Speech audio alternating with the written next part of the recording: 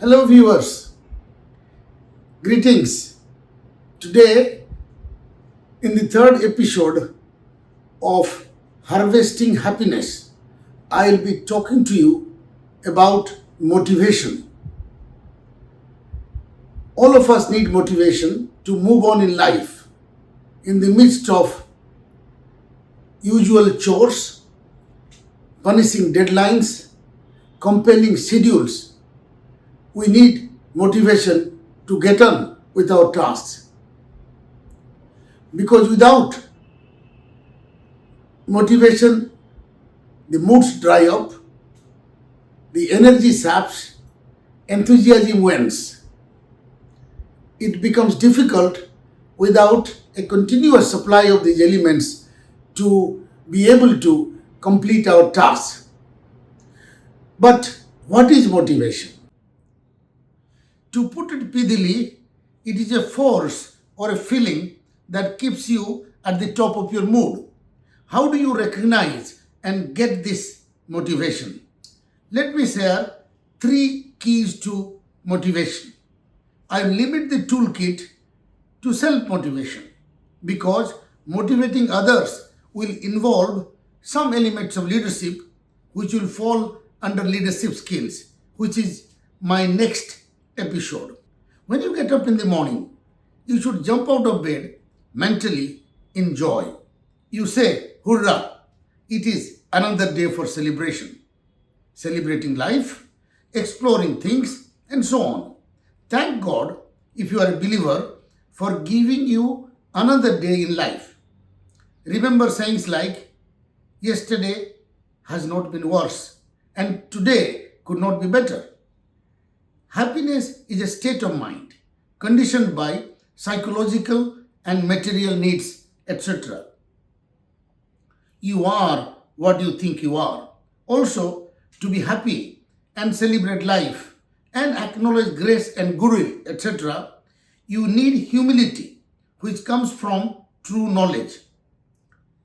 According to Indian spiritual saying, Vidya Dadati Vinayam, knowledge gives humility. So the key motivator is to celebrate life. The second key is do more of what you like most. You list out things that make you happy and excited.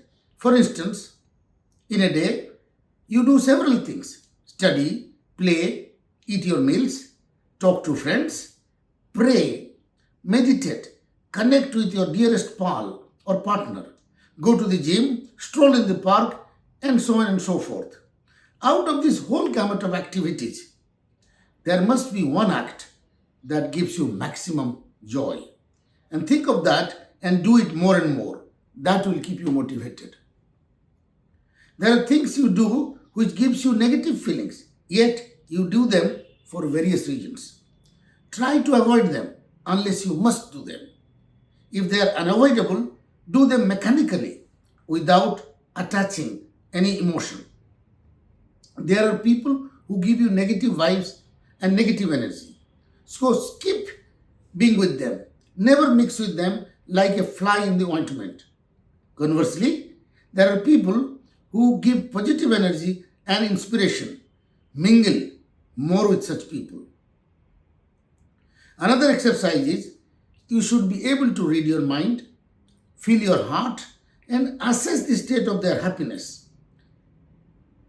Understanding two contrary aspects of your life is important, and they are what makes you happy and what drains you of your zeal. To be able to differentiate between the two and to choose the right one is the key to happiness. Many people fail to understand what is good for them, and worse, they do not seek support or guidance. It is the case that if you're not able to evaluate yourself, your strength, weakness, challenges, and threats, etc., you must seek expert help so that you can maximize your strengths and reduce your drawbacks.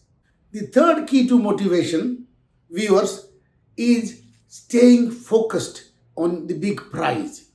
You have your ambitions, desires, and dreams in life. But there is one big objective, the big prize that you are passionate about. If you fix your expectation and attention on securing that big prize, I'll tell you, it will keep you motivated. Let me give an example from my own experience. I was doing my studies, namely PhD in England. As I ran out of my fellowship money, I had to do a part time job to earn my living expenses. The job involved taking orders at the counter and delivering the food in a car. I was doing my PhD in a university department where no Indian student had completed their PhD for various reasons.